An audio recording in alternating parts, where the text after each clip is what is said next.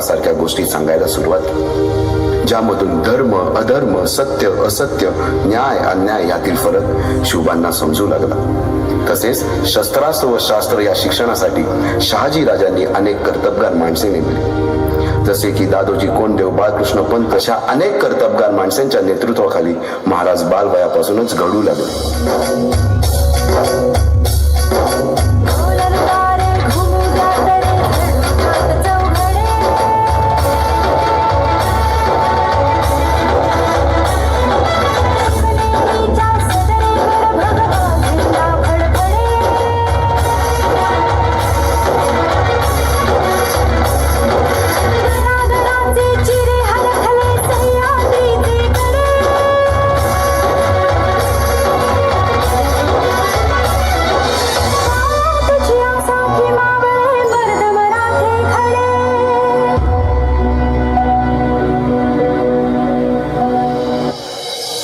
एकटे नेतृत्व कधीच साम्राज्य उभे करू शकते.